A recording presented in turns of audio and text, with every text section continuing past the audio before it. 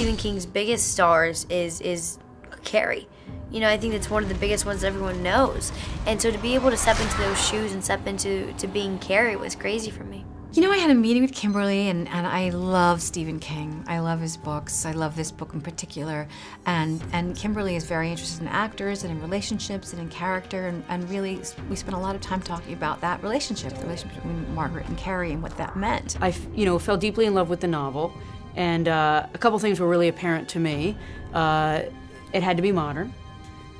We had to get deeply inside Carrie White, this amazing misfit, outcast, who wanted love and acceptance, but that we could all relate to, who found that she had a superpower, and that was kind of like having a talent that was going to make her okay in the world. If I concentrate hard enough, I can make things move.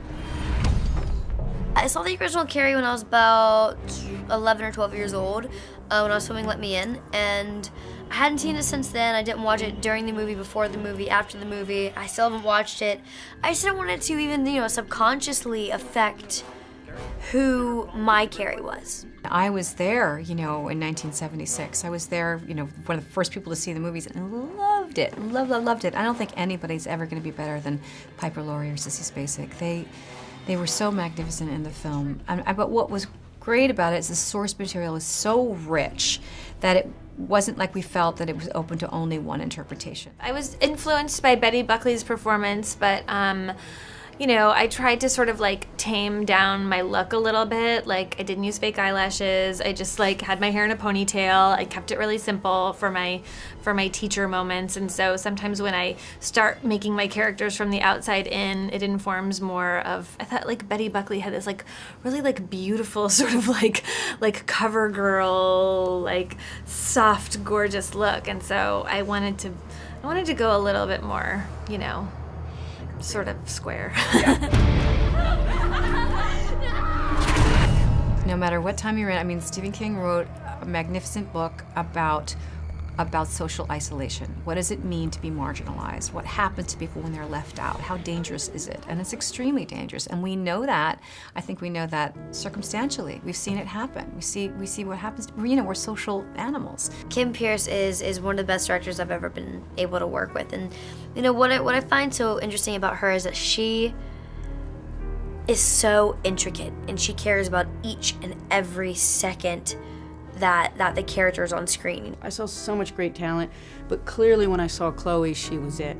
She was it because she's a precocious child star, she's brilliant, she knows the lens, the camera loves her, so she was already really, really ripe. I gave her the challenge, and I said, look, you have a loving family, you have a great career, you're not inherently this girl, but that's what great acting is. And so she said, Kim, I will do anything with you. So we had late night Skypes, and I learned all about her family, and I worked with her, and I really pushed her to have that rebellion.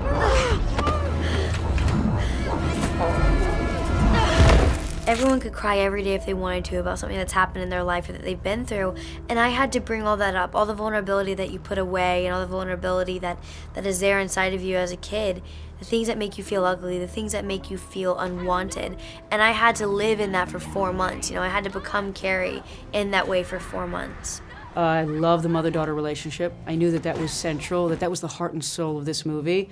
And so when I read the scene in the book, which I can't give away, but the new opening of the movie, I put that there because I thought, wow, that puts you right inside that relationship.